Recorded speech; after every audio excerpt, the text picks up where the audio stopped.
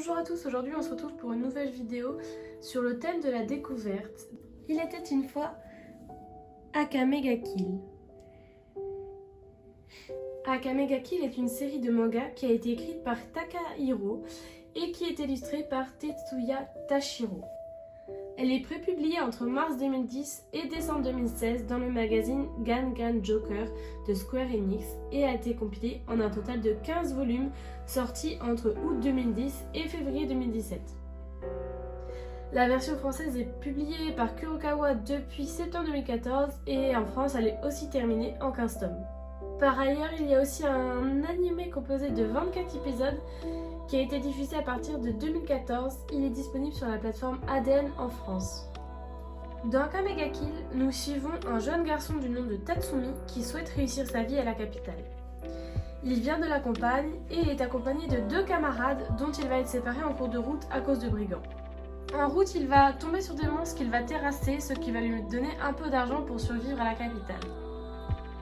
En entendant ses amis, il cherche à se faire enrôler dans l'armée mais va se faire avoir et va perdre tout son argent. Heureusement pour lui, une bonne âme va l'héberger.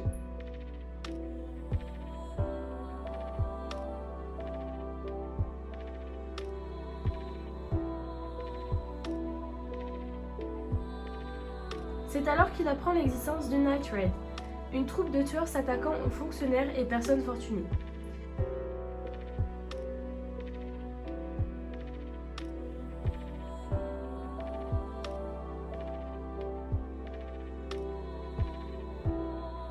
Il va rapidement faire leur connaissance alors qu'ils attaquent les personnes qui l'ont pris sur leur toit.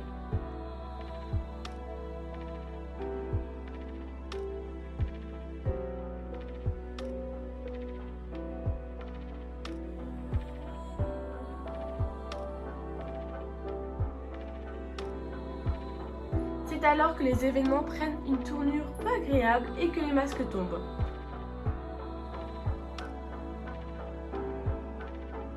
Anéanti par les événements qui ont lieu à la capitale, Tatsumi va rejoindre le Night Raid. Léon, Miné, Lebuck, Bulat, Chile et enfin Akame ainsi que le chef de Night Raid seront ses nouveaux compagnons.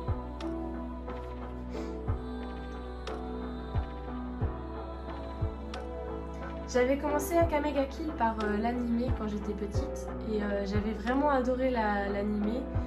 On s'attend vraiment jamais à ce qui va se passer. Par contre, c'est assez gore et assez cru, donc je ne conseille pas ça à tout le monde. Étant donné que j'ai adoré l'animé, j'ai décidé de lire le manga Akame ga Kill. Et à ce moment-là, j'ai appris qu'il y avait également un manga Akame ga Kill 0, donc Red Eyes Force 0, qui raconte en fait le passé de Akame.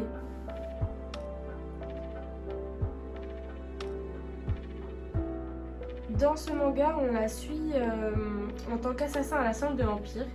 J'ai trouvé hyper intéressant de voir comment elle est passée d'un côté à l'autre, ce qui lui a fait ouvrir les yeux sur la cruauté de l'Empire et qu'est-ce qui l'a poussé à abandonner ses anciens compagnons, y compris sa sœur. Red Eyes Sword 0 est une série actuellement terminée et elle compte 10 tomes.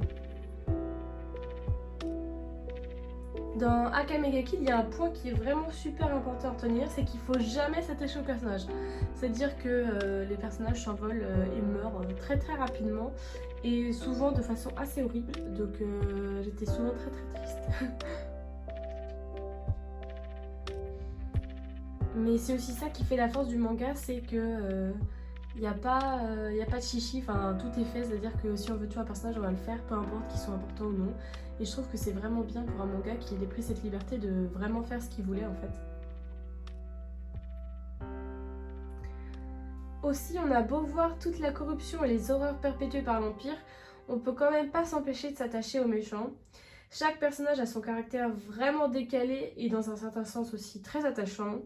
Et évidemment, tout le monde tombera sous le charme de Tatsumi, y compris les ennemis, ce qui va créer pas mal de situations assez originales. Malgré tout, il faut pas croire que ça va adoucir les mœurs et arrêter le conflit. Ça va d'autant plus être la guerre car personne ne veut abandonner le combat pour ses idéaux et c'était vraiment super intéressant. Je pense qu'on peut vraiment pas s'attendre à la fin. D'ailleurs, en parlant de fin, il paraît que la fin du manga est différente de celle de l'animé.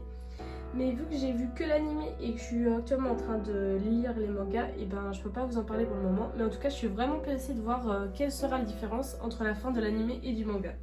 Et enfin, pour ceux qui ont adoré les Akame Gaki et les Akame Gaki Zero, il y a également une série, donc Blue Eye Sword Inowa Ga Crush, qui est publiée depuis juin 2017.